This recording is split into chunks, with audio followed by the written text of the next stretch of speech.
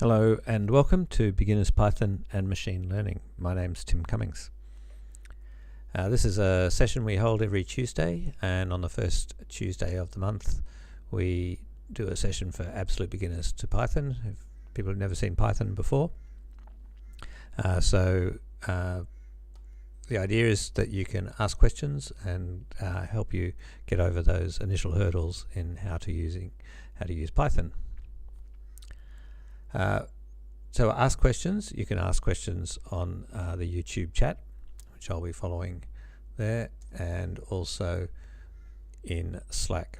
So Slack's the more reliable one because you can ask questions even after the video has finished and other people can answer them as well. If you want to get connected onto Slack, you'll see at the bottom of the meetup group and also at the bottom of the YouTube video description, there's says here how to who to email to get an invitation to join the Slack space. Alright, tonight we're going to be using Google Colab, which means you don't need Python installed on your computer, and it's a very good system for learning how to use Python because it's interactive and you get immediate results. So to start off in Google Colab, you'll need a Google account, and if you've got that, you can just click on the link that's provided in the comments below. So remember, ask me any questions if any of this doesn't make sense or you have trouble or something doesn't work like you see it happening here on the screen.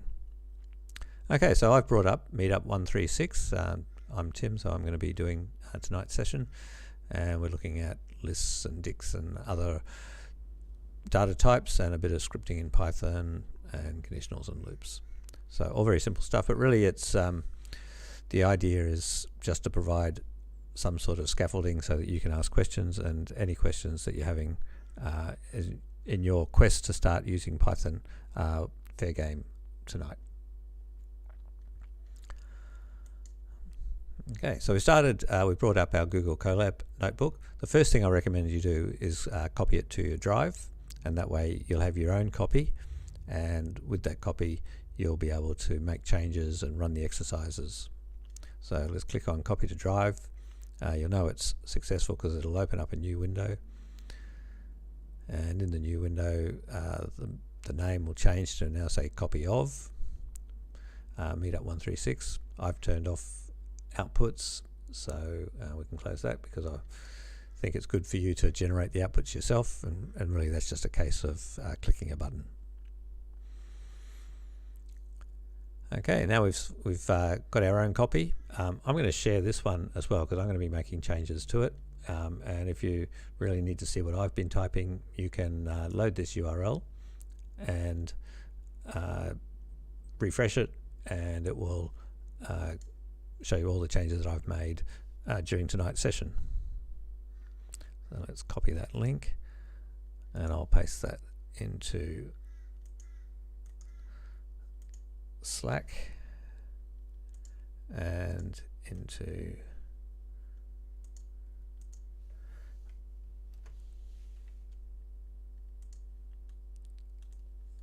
so there you can see it's come in here on the YouTube chat channel. Sometimes YouTube censors things, so that's why I do both, but hopefully you'll see that one come through. If you want to have it open in another window just so you can refresh and see anything that I've been typing. But I'd suggest best thing to do is for you to type stuff, because the best way to learn is by typing stuff yourself. Alright, let's get started. Okay, so we're going to use Google Colab, and this is what's called a Jupyter Notebook. And Jupyter Notebooks are an advanced form of IPython, or interactive Python, which means that you can just run one command or set of commands at a time. You don't have to run the entire script at once, and so you can have a look at what the results were from those commands and get immediate feedback, change what you want to do for the next one, and it's really a very good learning experience. And even when you get very good at doing data science, a lot of very good data scientists will continue to use Google Colab because of the facilities that it gives you in running this interactive Python. So in this Jupyter notebook, it's made up of cells. Each cell can be text or code. This one's an example of a text cell where I'm describing what we're doing tonight. There's another text cell here. He's got a border around it. And then we can go straight into doing some Python code. Now the first thing I want to check is what version of Python we're running. And one of the reasons for that is next week's session I'm going to be using some things that require Python 3.8. It's about time that Google Colab got to version 3.8. So let's see what version it's running. Now I can click on this play button here, or you can see there's a keyboard shortcut of Control Enter. So I'll click on the play. Now the very first play you click on, you see it's taking quite a while, and that's because if you look up here on the right, it's got to connect, which means it's got to create a whole new back-end compute engine for you. So Google are very generous in making this back-end for you to run, and it tells us now that it's run. Every other one we run should be a lot faster. Now these Python commands, I'll just tell you very quickly what it is, but really you don't have to understand what this command does. So import sys means grab the standard library sys and make it available for use in our Python code. And then in interactive Python we're saying tell us what the attribute version is of sys, and it will tell us that it's 3.7.12. So we're up to version 3.10.2, so this is actually getting quite old. It's almost end of life. So I'm surprised that Google are taking so long to update it. Now what Google are giving you are is a Linux computer, and so you can actually run shell commands in the underlying Linux operating system. And to do that, anything that's not Python and you want to run it in the shell, you prefix it with a exclamation mark. So here I want to find what the Unix name is and what release it is, which is a Ubuntu Linux command. So I'll press the play button again. And the first command tells me it's Linux with a kernel of 5.4.144. And the second command tells me what release it is all of these, and it tells me it's Ubuntu 18.04.5. So once again, that's getting fairly old as well. Came out in April 2018. All right, so that gets us started. Let's have a look. So for those who watched the session last month, we went through a few data types. We looked at some data types like an integer. So here we got 5 as an integer. We looked at floating point numbers. So 4.0, that's a floating point number because it's got a decimal point in it. We also looked at strings. So here's just a bit of text. Let's have a look at this. So TWO is a bit of text, and we've enclosed it in double quotes so that we could tell Python that we want it to be a string. All right. We also showed you how to use a list, which is just a combination of a whole bunch of these different data types, and you separate them by commas, put some square brackets around it, and you've got a list. So we're going to store that into a variable named called LST. And one thing we can do, we can just print the list. So print this would work in straight Python and also works in interactive Python. So I just press Shift Enter then, which is a way of running the cell and then jumping down to the next cell, and it's displayed what our list is. So it displays it with square brackets, so that helps us know that it's a list. It's done the strings in single quotes. Really, I could have used single quotes up here. I could use single quotes or double quotes. They really mean the same. And it's displayed all the values in that list. Now, because we're using IPython, we can just type a variable name and it will display the value of that variable. So I don't even need the print, but the print is what you'd use if you were doing this in a Python script. Okay, so let's have a look at how we can look at individual items within the list. We use indexing, and so to index, to refer to an index on that list, we put in square brackets a number which points to it. So the numbers always start at 0, so 0, 1, 2, 3, 4, 5, 6.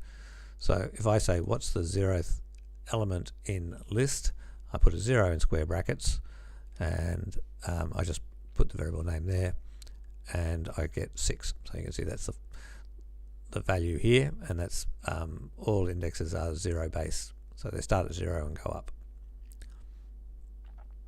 Alright, so hopefully if you're following along, you're able to run these cells as well, and you should be getting the same results that I am getting.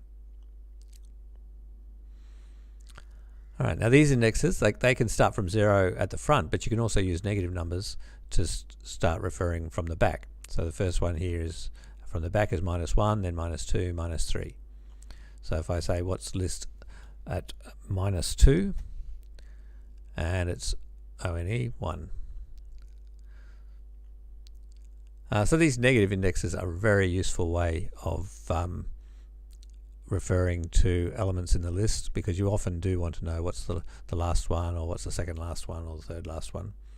And in other languages, you'd have to calculate the length of the array or list that you've got and then subtract 2 from it. Here it goes, well, it's going to be a negative number. We know you're going to be starting from the back, and so we'll let you use negative numbers.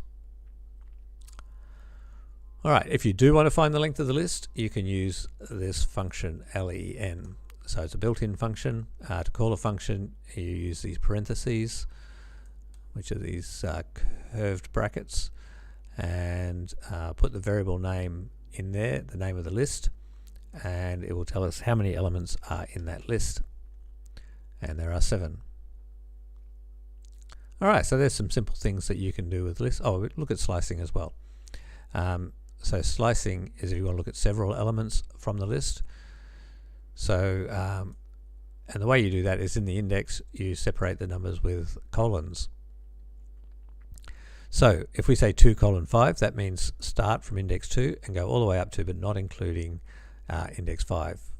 And the reason they do not including is so that when you want to know how many elements the slice is going to return, you can just subtract the first number from the second number. 5 minus 2 gives you 3. So I like to think of the indexes as counting positions between the elements. So I've just drawn this out here. So if we were counting up using positive indices, then 0 is here, 1 is underneath this comma, 2 is underneath this comma, 3 under that comma, 4 comma, 5. So if I want to go from 2 to 5, I just see what bit of data is included in 2 to 5, and it's those 3 elements, 4, 3, 2. So let's run this cell and see what result we get, and sure enough, 4, 3, 2. Similarly, you can think of the negative indexes as referring to the commas starting from the back. Okay, do we have any questions so far? Not yet. Alright, so remember before we did print list. In interactive Python we can just put the name of the variable without the print and press enter, shift enter in this case, and it displays what's in that variable. Alright, and what we're going to do now is change one of the values in there. So we want to change the value at index 2 from 4.0 to the letters FOUR. So to do that, we use this index notation again. List of square brackets 2 equals 4, and that assigns this value here with the new value. So let's have a look after running that what our list contains. You can see it's all the same, except that now the element that's index 2 has got a string in there rather than a floating point number. Another thing you can do with the list, you can delete elements out of the list. For example, we can delete the one at index 4 using the reserved keyword del. So let's delete that list and then display what it looks like after deleting 4. And you can see that the 2 has been removed because that was what was at index 4. If we want to add something to the end of our list, we can just use append. Now, append you can put in any, you can put a variable name, or you can put in a value in there. I've put in a value here, 1J, which for people from other computer languages may think that looks a bit strange. That's actually the way Python represents complex numbers. So you can say 4 plus 1J is a complex number, and J being the square root of -1. So, and I just want one of those J's, so I'll just say 1J, and you can see 1J has been added to the end of our list. Alright, so a lot of that was revision from what we did last month, in how to use lists. Now, there's another data type called the tuple, or some people say tuple. It's just like a list, except it is immutable, and immutable means you can't change it in place. So anyone doing data science, it's good to get a feeling for when you're changing data in place and when you're creating a new value of data. Now, tuples you can't change in place, but you can do other things with them. So to define a tuple, it's just like a list, except rather than square brackets, we used the parentheses or curved brackets. And then we can print the tuple just like we did for the list, and you can see it looks just the same way, except that it prints the curved brackets, the parentheses, so that we know that it's a tuple. We can refer to individual elements within that tuple using the index notation. Alright, so I've told you now what you can't do with tuples, which is change them in place. So we've set an exercise for you to work out what is something that you can do in a list that you can't do with a tuple. So which of those commands up above can't you do with a tuple? So now you can pause the video if you want, but and have a go at the challenge, and then play it when you're ready. Now I've got a question before we get onto that. Leo says, when you say print f tuple 2 equals f returns type, not sure what you mean. Okay, so Leo's getting ahead. He's looked at the answer for the solution, and so we'll work through that as we get to the solution. Okay, so I've left a blank cell here for you, so you can type it in, and you can even add a few more. So just click on code. You see if I hover over the middle of the cell here, it comes up with these codes, or I can type this command Control MB. So let's put a few in there, and let's start typing in some commands and see what results we get.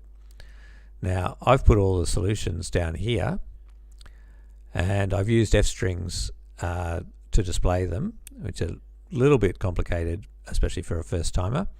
But really just all you have to think of is these curly braces. Anything inside the curly braces is an f string. F string is a string with an f sitting out the front. Anything inside the curly braces will be evaluated. So what I'm asking you to do now is just try typing in some of these things that are in curly braces and see what results you get. So if I type tuple 1 and shift enter, I get 5. Alright, so that's similar to what I would get if I was doing the list. So I can even actually do both beside each other. I'll say what's in list 1, and I get a 5 for the first one and a 5 for the second one, so it's giving me the same results. Okay, so let's try we'll try negative indices, and you use square brackets. Even though it's a tuple, you always use square brackets for an index, and if you use parentheses, it tries to call it like a function. That comes up as 0, just like it did before for the list. Alright, so we could go through all of these. I'll do a slicing one, tuple 2 colon 5.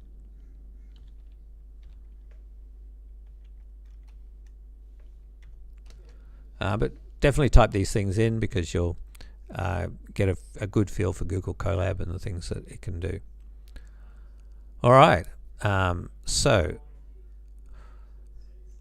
all of these things are working fine. I'm going to try this one that Leo had a problem with, which was tuple 2 equals f. Now I didn't put that in curly braces because it will create an error, and I don't like putting errors into these notebooks, because if people run them, it will run all the way up to the error and then stop and won't get to the end.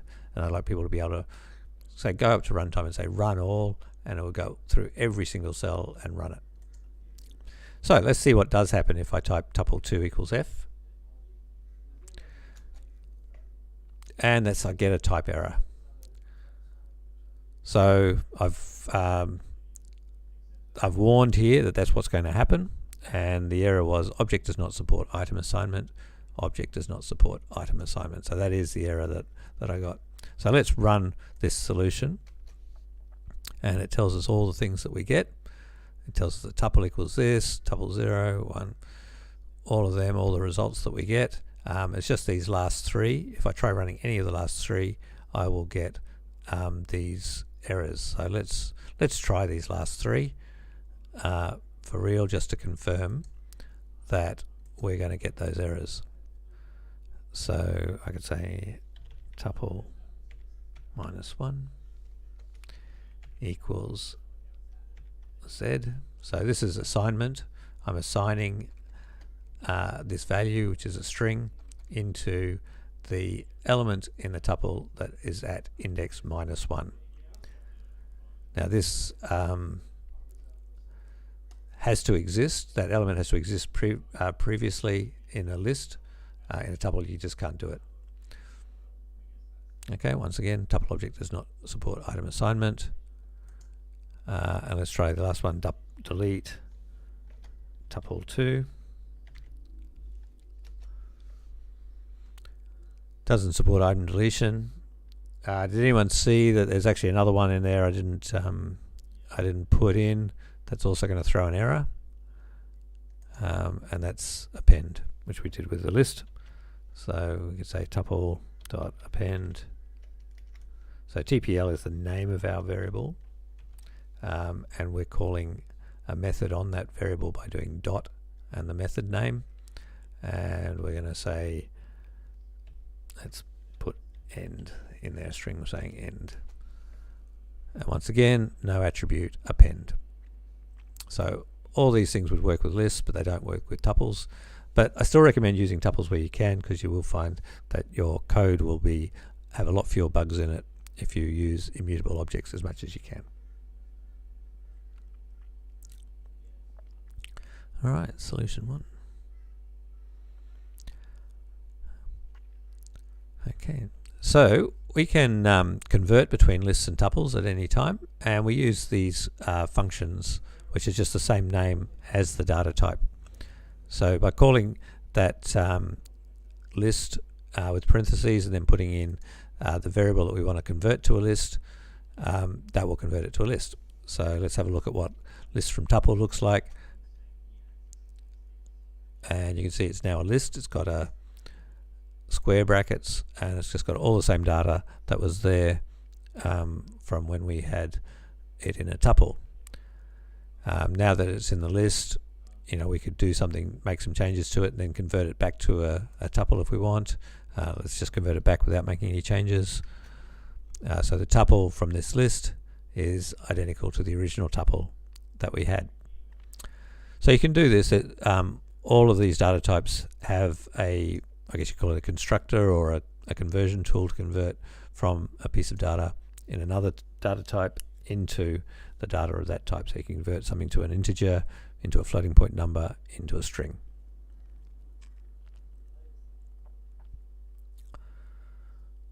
Okay, up until now I've been using Python as a calculator.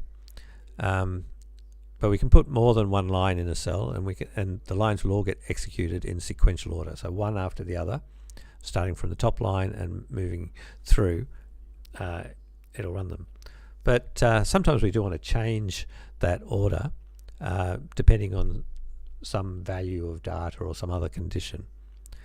So we can put in conditional statements, and they're things that start with if, and then we put in a condition. And then the way we tell Python what to do during that condition is we indent the code.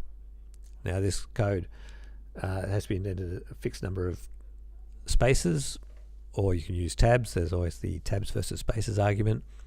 Traditionally, Python would use 4 spaces. In Google Colab, if you're starting a new workbook, you might find that it defaults to 2 spaces, which is actually a more compact way of indenting, because you can have more indents without falling off the end of the page. But you'd have to change that in settings. I think it's in settings there. I've set this one to use 4, so it's more like traditional Python. And so if you ever press tab in this notebook, it will put in 4 spaces for you. All right. Now in this case, we're going to introduce the if command. So if does one thing, but we can also put an else after that. And you see how else is not indented, so else is not in this code block. And then everything after the else is what happens if this condition up here turns out to be false. Now the condition itself, what are we doing? We're getting a random integer, any number between 1 and 6, and we're getting that from the random library. So random's a standard library. You don't need to install anything to use it, but you do need to import it if you want to use it.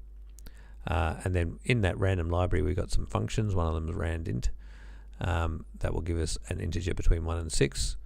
There's also things like randrange, which 6, that will give us an integer between 0 and 5. That's a more Pythonic way of doing it, but it's confusing for dice rolls, so they were going to get rid of randint, but everyone wanted it so much they've decided to leave it in. So remember how I said with slicing before, you subtract the first number from the second number. It tells you how many how many values are going to be included. Here it doesn't work. So 1, 6 minus 1, it gives you 5, but there's actually 6 different numbers that it's going to return. That's why they say it's not Pythonic, but it works for dice rolls in our case. So we'll use it here.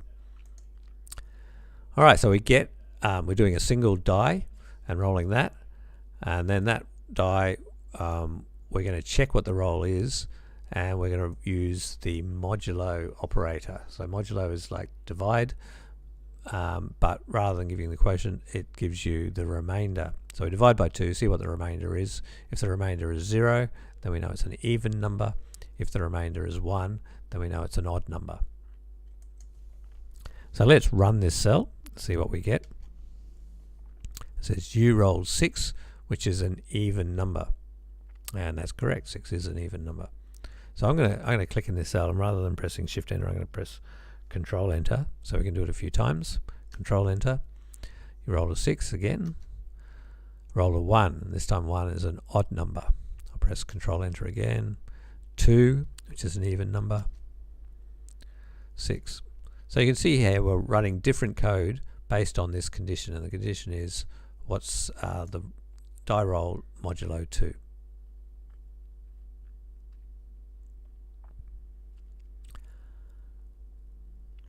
Okay, so challenge 2. Now it's time for you to write a little bit of code.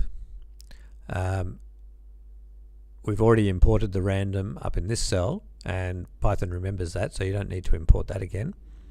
But if you can write some code in here and see that it can, so what are we going to do? We're going to roll 2 dice and report whether the first die rolls are greater number than the second.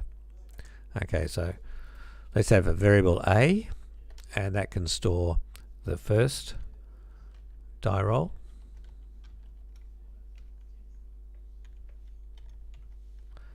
Now I'll have a variable b, and that can store the second one.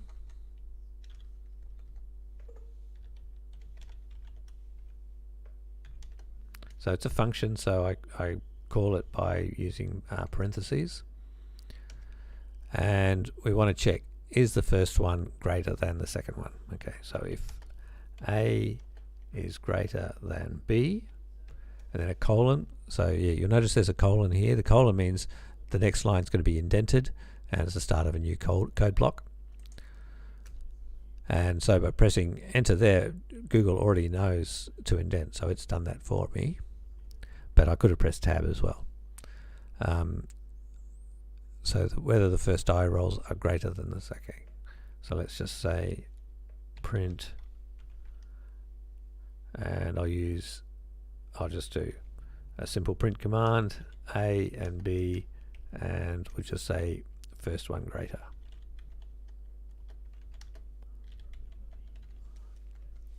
Okay, and now we'll do our else command. I'll press the colon, so it's going to expect a code block to start the next line. It does. It's automatically indented.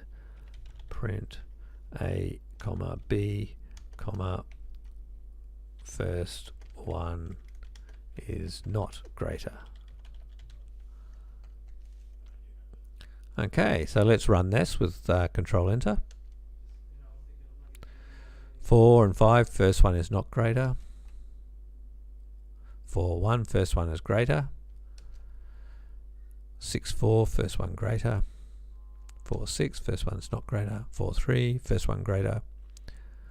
4, 5, first one is not greater. And I'm waiting to get what happens if they're both the same.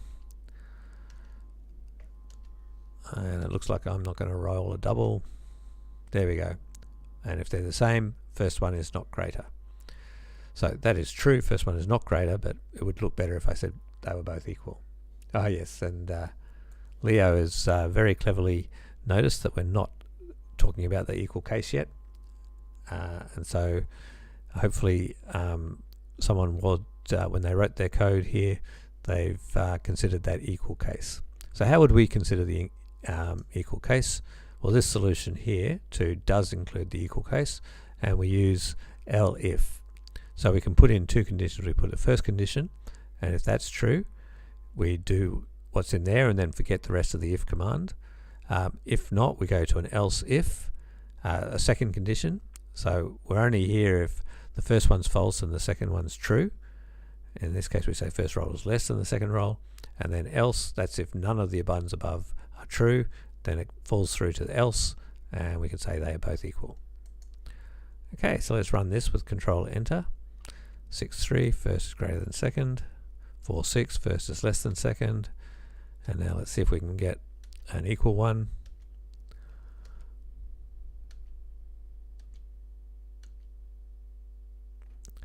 3, 3, they are both equal, so that's tested the else command has worked well there.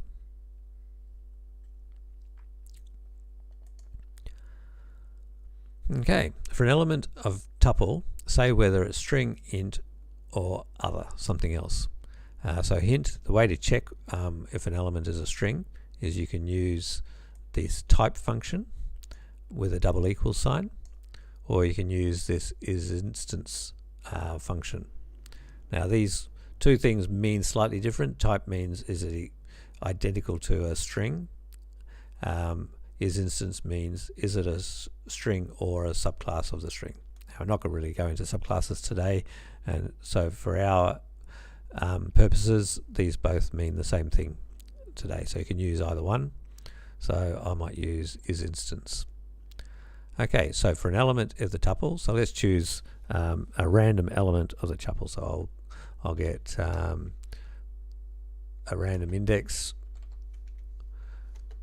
And I'm going to use the random function. This time I'll use rand range, and I want something between 0 and the length of the tuple. Yep. So that gives us a random. Now let's print what it is.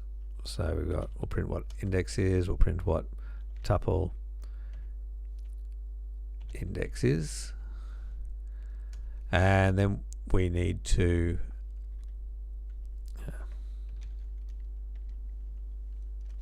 and now we need to do a if command to check whether it's a string, an int, or something else.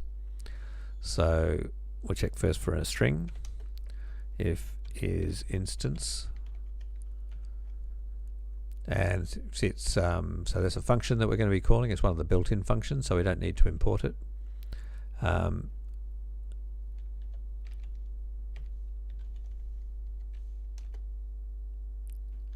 So if it's a string, let's just print string.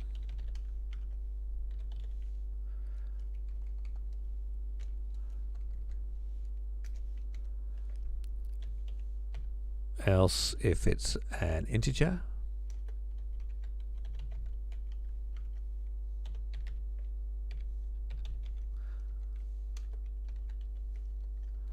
then we'll print the word int.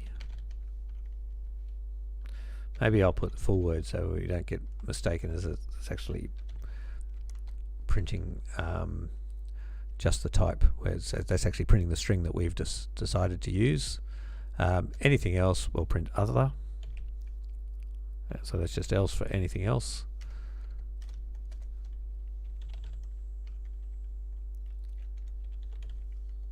And what we can do, we'll actually print what the type is, so that that helps us for debugging.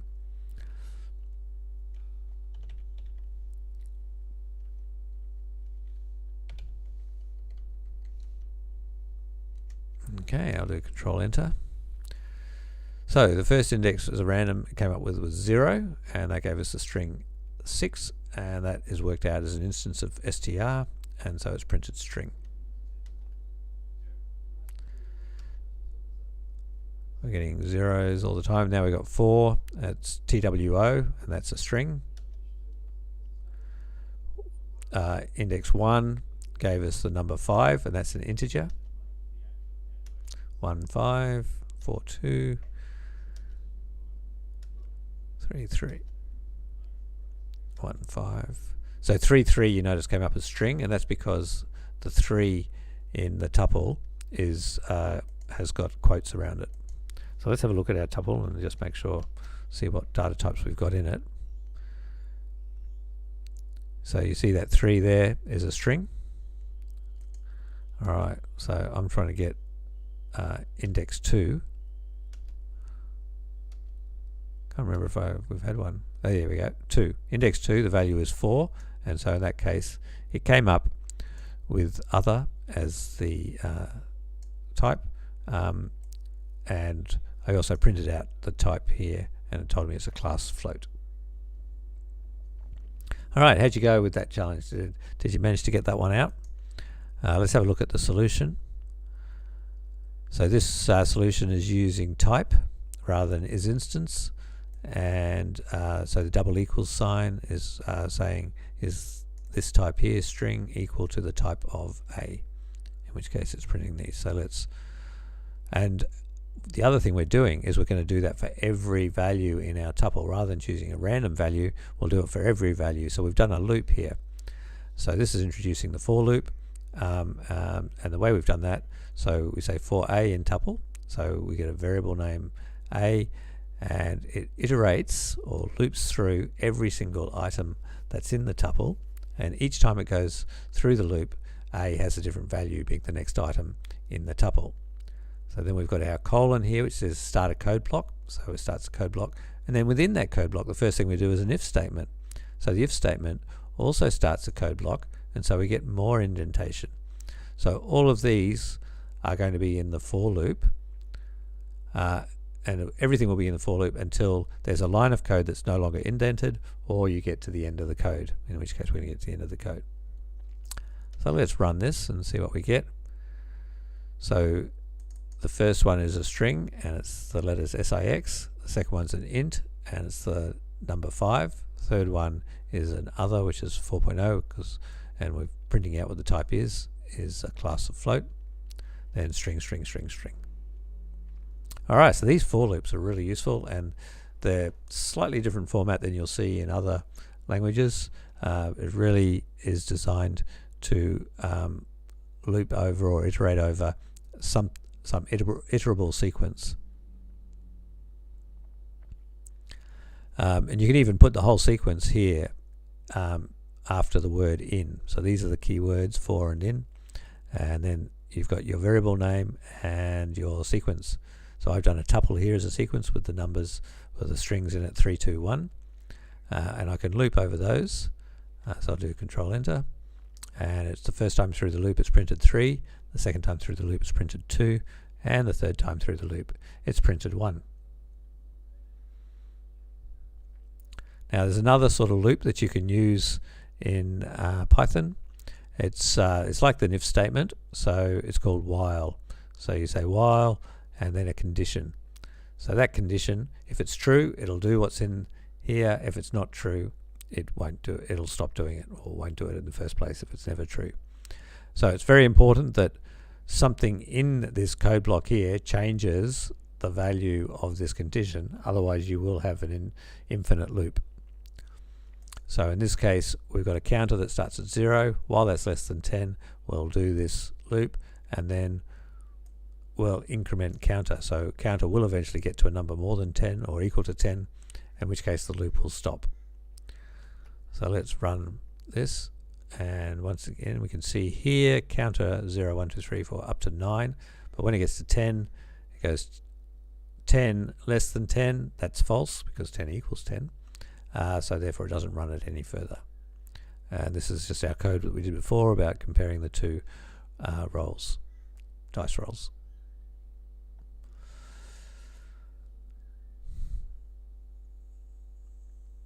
So challenge 4.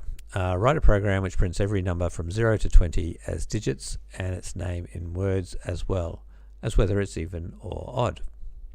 Okay, now I'm going to start you off. I'm going to give you a tuple here which has got all the names in it, and you'll notice that any one of these, if I reference it by an index, so let's run this so that I save this value into numbers, and if I look at say for example numbers and then look at index 0, it gives me the word 0 because the word 0 is at index 0. If I look at index 1, I get the word 1, and if I look at 20, I get the word 20. So just by the clever placement of the words in this tuple, I'm able to convert any number between 0 and 20 into its name. You'll see here, this is how you can write code which extends more than one line. Because I'm breaking inside the middle of a tuple, it knows that I haven't reached the end of the statement yet because it hasn't reached the right parentheses. And so I can, after the comma there, I can start a new line, and it knows that this really, all of this is really part of one line, but it makes it more legible rather than if this extended out and out and out further and further. All right, now we've still got to write our code, so we're going to do a for loop.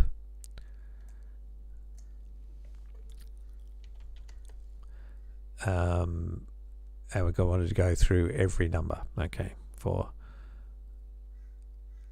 num in numbers. Okay, print num. Okay, so that's the start. Well, let's see how we go. Yep, that's given us a new line for each one, but we actually want to also print the index. So how could we do that? Well, we could do for index, let's see, I know we can have an index that starts at 0, and every time through the loop we can just add 1 to that index. So I could say index, there's a couple of ways of writing that, index equals index plus 1, or I can say index plus equals 1. I actually think this makes more sense. I don't have sort of looking like an equation where I've got index on both sides and trying to remove index. But you just choose the one that makes more sense to you. So index plus equals 1, that says add the value 1 to whatever's in index. So let's run this and see how we go. So yeah, we've got all the numbers converted into their names. And we want to do one more thing as well, whether it is even or odd. Okay, so remember how we check if something is even or odd. We check the modulo, but when the remainder when dividing by 2. So let's see. If I %2 equals, so double equals. So single equals, remember, is assignment. Double equals is checking if they're equal to each other.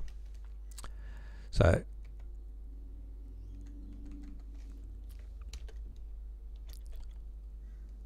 even, and otherwise we must get a 1.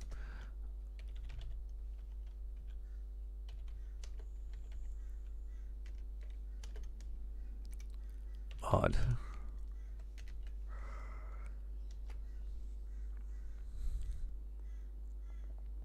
And that should be IDX.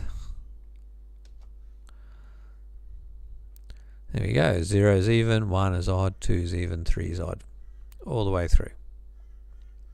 So that's the answer to challenge 4. And let's have a look at the solution. So the solution is introducing this enumerate function.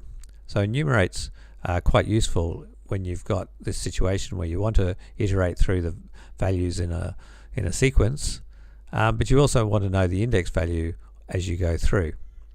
So in our for loop, when we supply the variable name, we can supply 2 variables, and the first one will be the index and the second one will be the value. So we can work out what the category is, even or odd, and then we can print it. I've printed it showing F strings. I put a little bit of formatting in, so you can see some of the power of F strings when you want to format. I've said I want that to be 3 characters wide, I want that to be 15 characters wide, and then print the category. And it's at the end, so I don't care how wide it is. And that way it looks a lot neater. You can see this integer is all right aligned, so the 1s all line up and the 10s line up. And I just introduced these little F-string formats, drip feed them to you because they're pretty useful, and it's just good to learn them. But there's a lot of them, so I wouldn't try to teach you them all at once.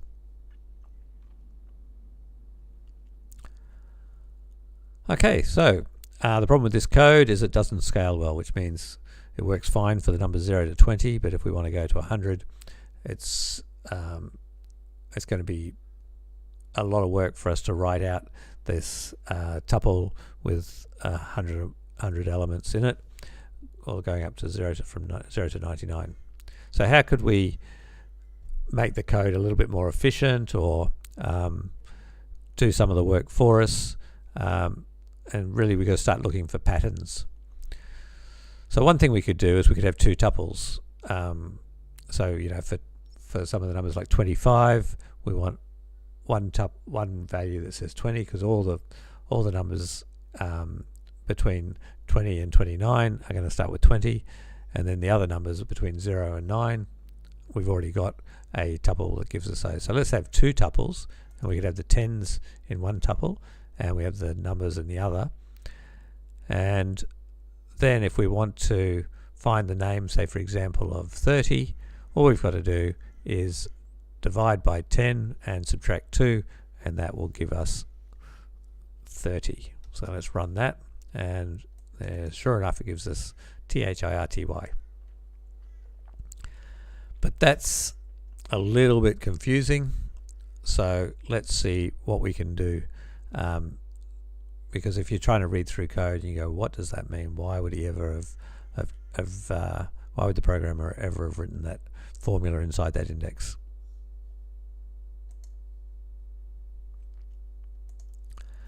Okay,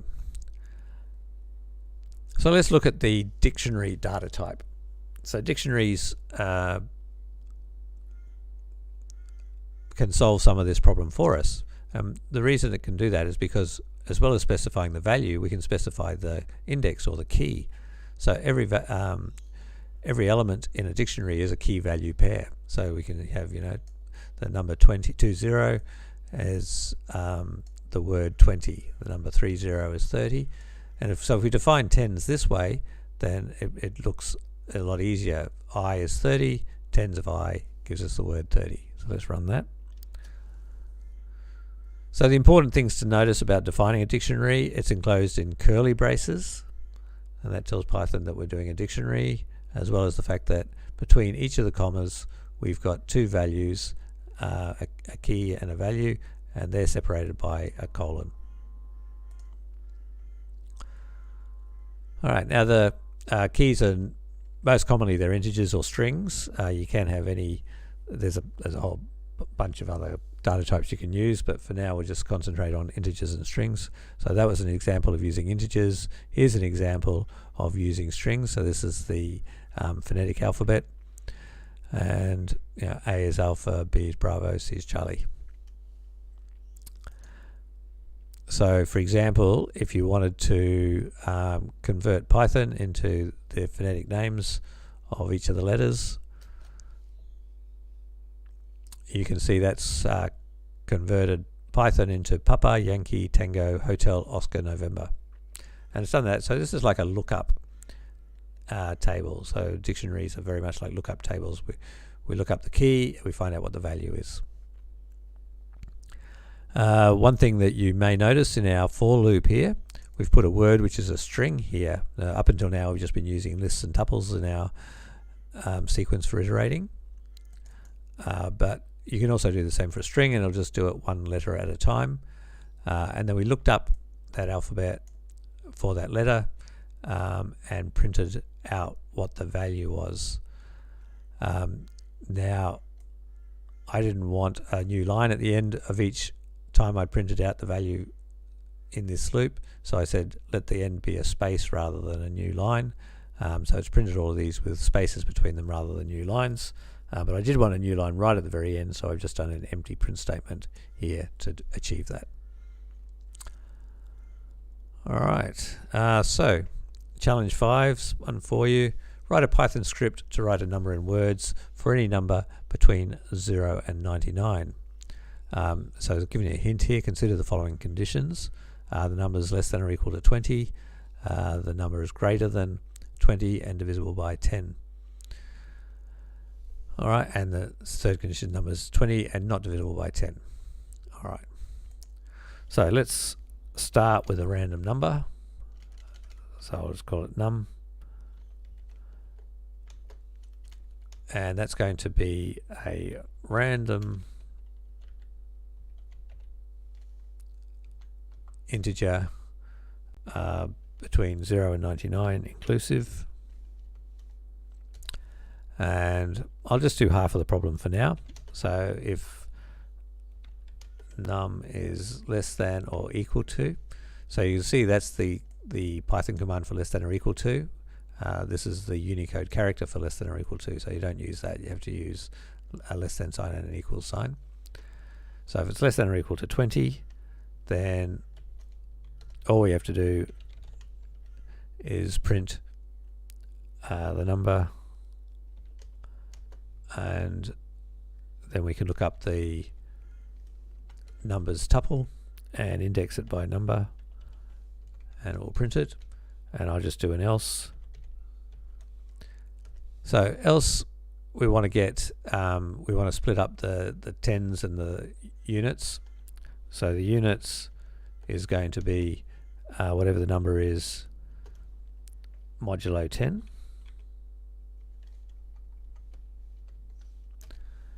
And then the tens, I'll do it without the s.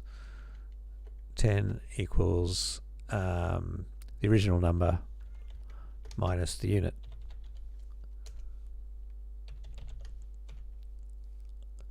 So we'll print out what the original number is, and then we want the tens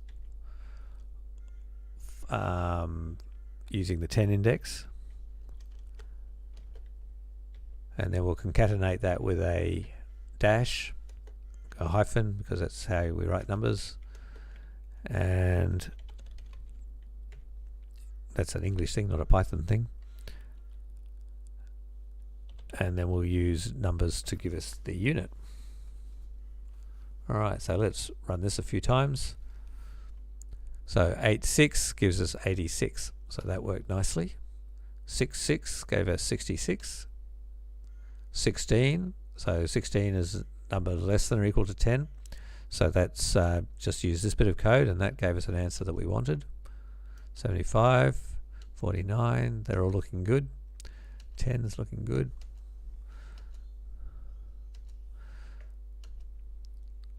Yeah, I think we might have some pretty good code here.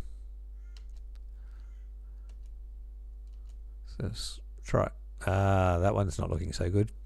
So 70 gave us 70, and that's not really what we want. So we need to take this into account. So we can calculate the units and the tens here, and in that case, if unit equals 0,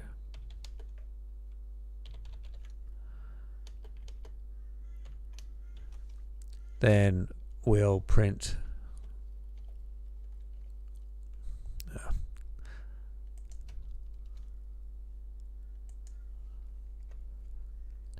we don't need to say 0 at the end, but otherwise we do. Okay, let's try running that, and I'll just set the number so we can test one. 70, so now that's working. Alright, let's have a look at the solution. So in here we've done the if and else by embedding this if else statement inside this if else statement, but probably an easier way to look at it is if else, so you just have them all lined up, and so you know only one of these is going to happen. And we can do that because when I%10 equals 0, we know it's divisible by 10. We don't actually need to calculate the value of the ones and the value of the tens. So let's run this and see what it looks like. Yep, all looking good. Alright, no more questions that I've seen. Nope, no questions yet.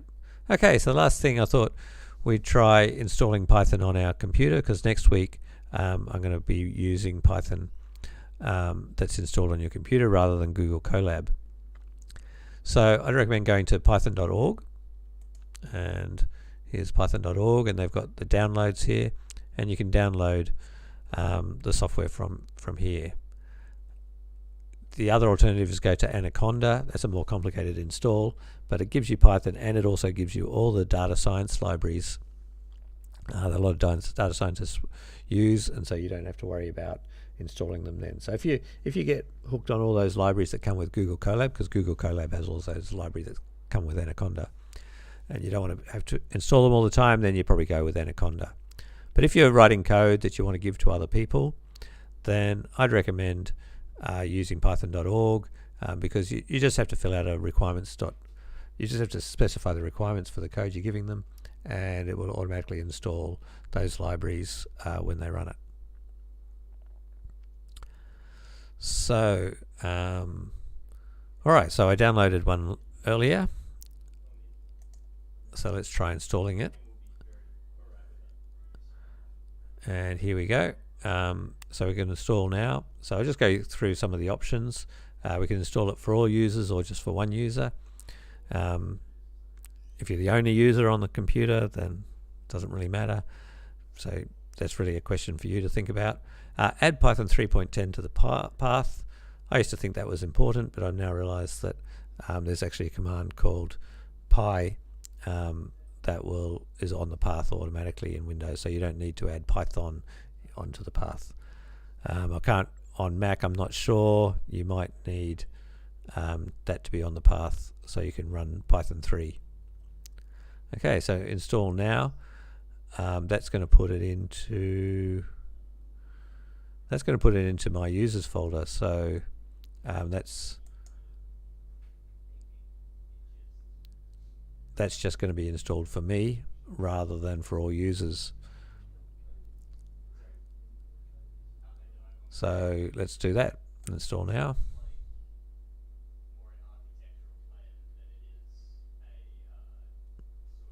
And I'm not an administrator on this computer in this account, so installing just for me made it easier. You might find if you're using a work computer that they've disabled installing the software for you, and that can be a problem. Okay, Leo's asked a question here. In the for loop for a word, is there an elegant way to do every second letter? So, yeah, you could do you can do slicing, and slicing I showed you how to slice from the beginning to an end, but you can also specify a step. So if we go up in twos, so this is like the range command, although I haven't done range in this session. You have your starting value, your stop value, and your step value. By leaving them blank for the start and the stop, it will use the beginning of the string, the end of the string, and just look at the step, which is 2. So let's run that, and that's just taken every second letter in the word.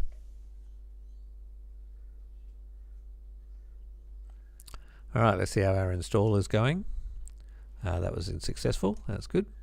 So now I can run, so I'm going to run the command prompt.